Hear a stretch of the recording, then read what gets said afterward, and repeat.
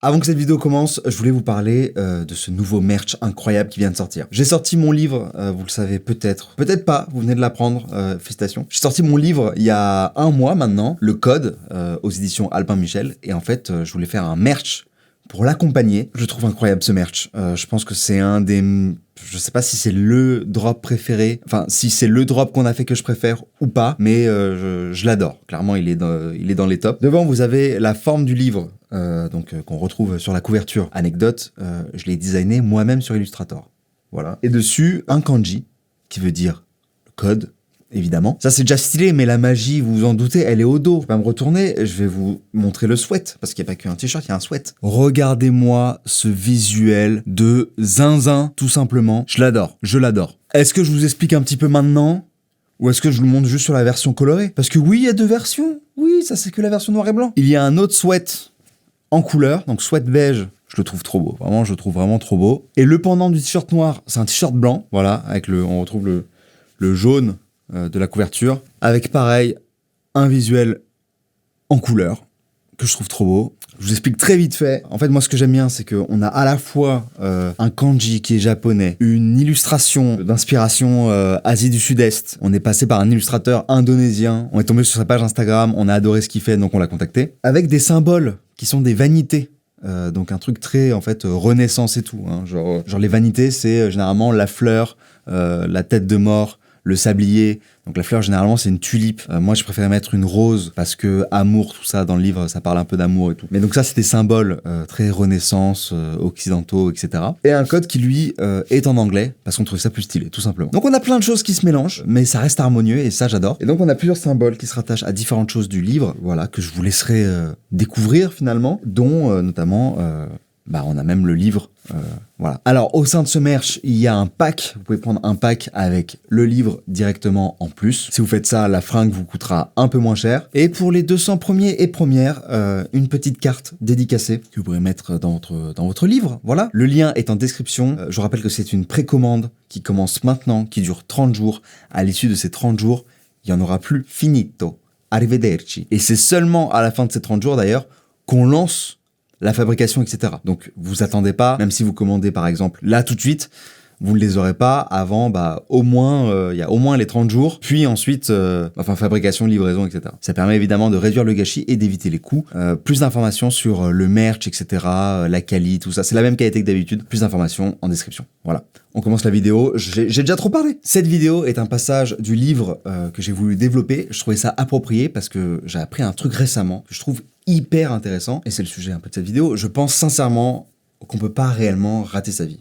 Et j'en parle donc dedans. À moins de faire vraiment de la grosse merde, globalement, si vous avez une vie normale, il est assez peu probable que vous fassiez un choix à un moment donné, genre que vous soyez à un carrefour, et que vous puissiez genre ruiner votre vie. Alors, je parle de ruiner sa vie, parce qu'il y a différents critères pour ruiner une vie. Je parle du bonheur, là. C'est-à-dire que je ne pense pas qu'il y ait un choix qui vous rend foncièrement beaucoup plus malheureux qu'un autre sur la plupart de vos choix. Sur, on va dire, plus de 90% de vos choix. Je ne le pense pas. Et sur quoi je me base quand je vous dis ça? Sur l'adaptation hédonique. Alors, c'est un concept dont je vous ai déjà parlé sur cette chaîne, je vous en ai parlé dans cette vidéo précisément. C'est un concept de psychologie qui date de 1971, inventé par P. Brickman et D.T. Campbell dans leur essai Hedonic Relativism and Planning the Good Society. Donc, relativisme hédonique et planification de la bonne société. Le concept est assez simple, peu importe les changements majeurs dans notre vie, qu'ils aient un impact sur notre bonheur positif ou négatif, on revient assez vite à un niveau de bonheur neutre. Voilà. On pense qu'on sera plus heureux en ayant une certaine voiture ou une certaine maison, et une fois qu'on l'a, on revient vite au niveau de bonheur que l'on pouvait ressentir avant d'avoir sa possession. C'est pour ça qu'un autre terme, c'est l'hedonic treadmill. En anglais, le tapis roulant hédonique, parce qu'on court vers de nouvelles possessions pour essayer d'être heureux à nouveau. Voilà. Et on les a, et on va chercher de nouveau, et on les a, etc. Alors, il y a plusieurs études qui vont dans ce sens, hein. Une des plus connues, dans le sens de l'adaptation hédonique, du coup. Une des plus connues, elle nous vient de P. Brickman, D. Coates et R. Janoff Bowman, et elle s'appelle Lottery Winners and Accident Victims, Is Happiness Relative? Donc, gagnants de loterie et victimes d'accidents, est-ce que le bonheur est relatif? Et lors de cette étude, ils ont pu interviewer des personnes qui avaient gagné la loterie, des personnes qui avaient subi un grave accident et les avaient rendus paraplégiques ou tétraplégiques, ainsi qu'un groupe de témoins. qui représente une population dite classique et qui a été sélectionnée au hasard via l'annuaire dans les zones proches des habitations du groupe de gagnants à la loterie, pour que ça reste cohérent. On leur a demandé d'évaluer 2 types de kiffs, le bonheur général et les plaisirs quotidiens. Pour une mesure du bonheur général, les répondants ont été invités à évaluer à combien ils étaient heureux à ce stade de leur vie. On leur a demandé d'évaluer combien ils étaient heureux avant de gagner pour le groupe de la loterie, combien ils étaient heureux avant l'accident pour le groupe de victimes, ou combien ils étaient heureux il y a 6 mois pour le groupe de témoins.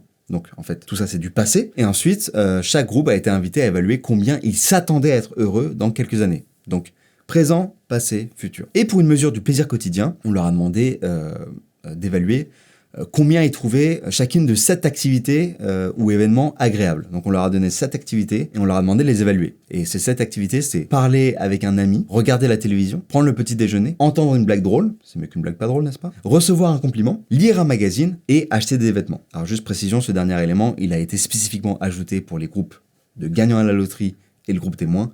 Il n'a pas été demandé aux survivants d'accidents parce que tout simplement, c'est pas quelque chose qu'ils font vraiment dans leur quotidien. Toutes les évaluations ont été faites sur des échelles de 6 points qui vont de 0 à pas du tout, à 5 pour beaucoup. Les résultats sont mis sous forme de tableau. Voilà, c'est un tableau que je vous fais apparaître quelque part à l'écran.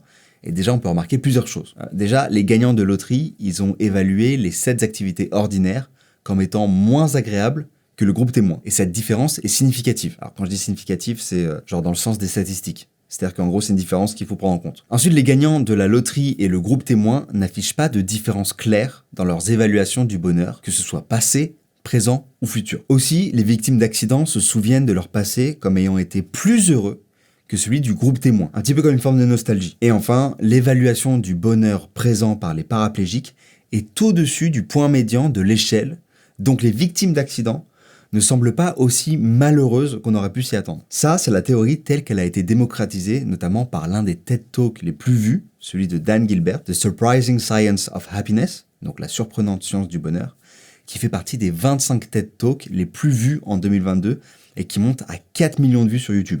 C'est énorme. C'est aussi celle que j'ai repris dans la vidéo dont je vous parlais tout à l'heure, voilà.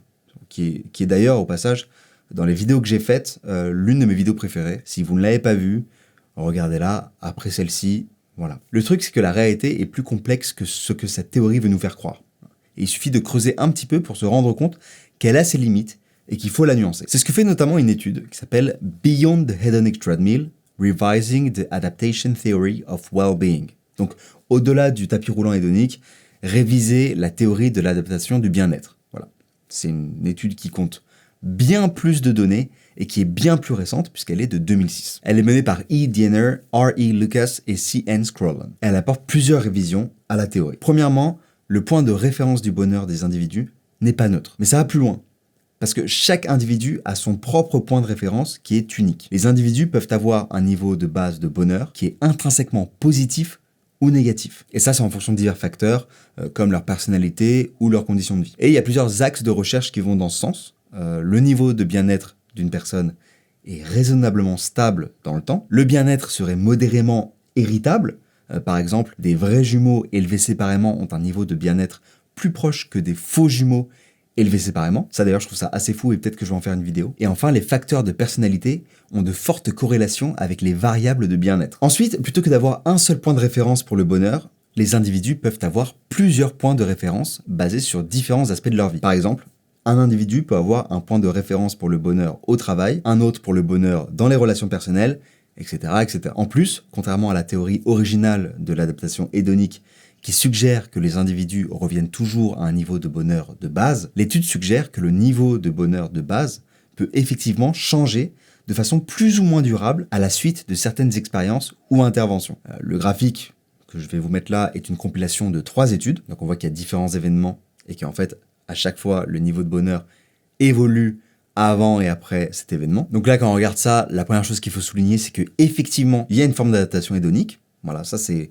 indéniable, hein. On voit que ça descend et ensuite ça remonte. Ça, c'est important de le rappeler. Mais ce que ces révisions font, c'est préciser la nature de cette adaptation et la nuancer. Ici, on remarque par exemple qu'après un licenciement ou le fait de devenir veuf ou veuve, il peut y avoir un changement plus durable en termes de bonheur. On voit aussi que la plus grande adaptation, elle est visible chez les veufs et veuves, Mais même cette adaptation-là, elle a pris environ 8 ans. Et pour finir, il y a des différences individuelles significatives dans la vitesse et l'efficacité avec lesquelles les gens s'adaptent à de nouvelles circonstances. Là aussi, il y a des études pour montrer ça, et on peut notamment retenir que d'abord, les individus qui sont généralement extravertis et moins névrotiques se remettent plus rapidement des événements de vie négatifs et ont des réactions émotionnelles plus faibles à ces événements-là. Et ensuite, que les personnes qui sont initialement plus heureuses avant de devenir veuves ou divorcées s'adaptent plus lentement à ces événements. Ces révisions, elles sont importantes parce que si on ne s'en tenait qu'à l'adaptation hédonique telle qu'elle était comprise, en fait, la quête du bonheur et mon livre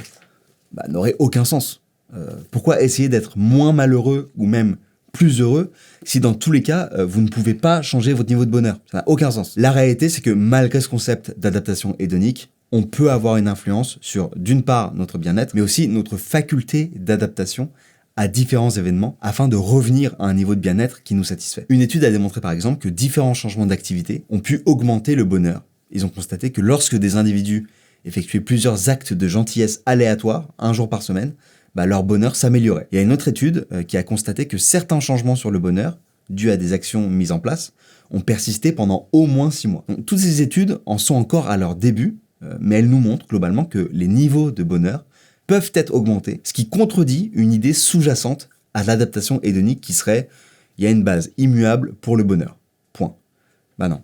Apparemment non, ça contredit tout ça. Et ensuite, il y a une autre étude que j'ai pas mentionnée dans le livre, mais que j'ai mentionnée dans la table ovale avec McFly et Carlito, que j'ai faite il y a pas si longtemps sur le bonheur. Et cette fois, c'est lié à l'argent et le bonheur. Et qui, à mon sens, s'ancre totalement dans cette logique d'adaptation hédonique. C'est une étude de 2010 qui dit qu'en gros, plus on a d'argent et plus on est heureux, mais seulement jusqu'à un certain point.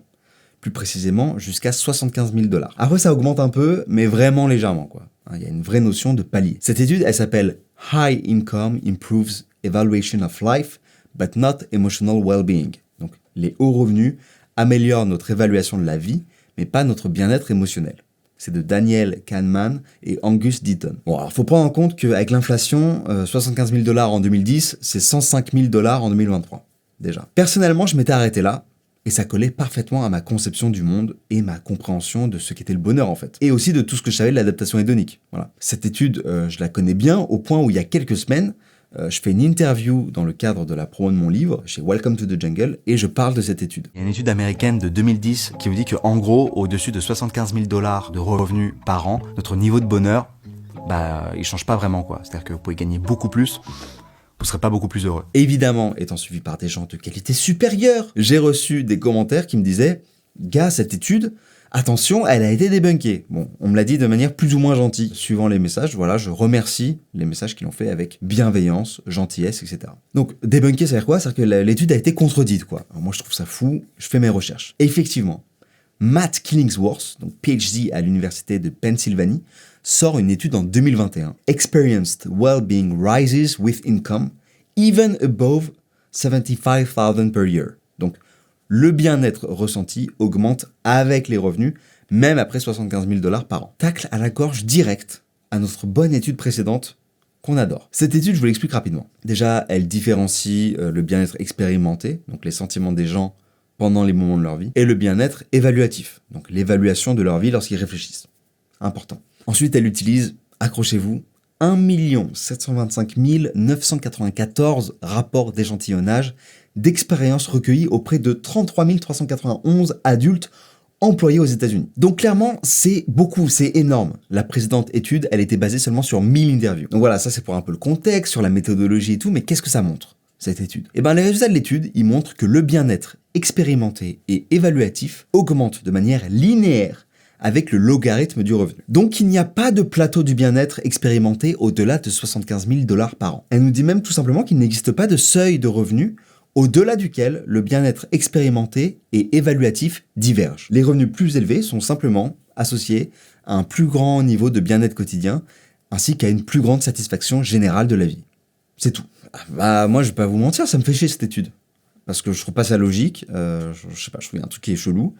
Et Kahneman, le mec de la précédente étude, il pense pareil visiblement. Parce que ça lui va pas non plus. Et du coup, il l'appelle Killingsworth. En vrai, j'en sais rien. Peut-être que c'est l'inverse. Peut-être que c'est Killingsworth qui a appelé Kahneman. Je sais pas ce qui s'est passé. Voilà. Mais à deux, là, les deux ennemis, ils vont faire une troisième étude.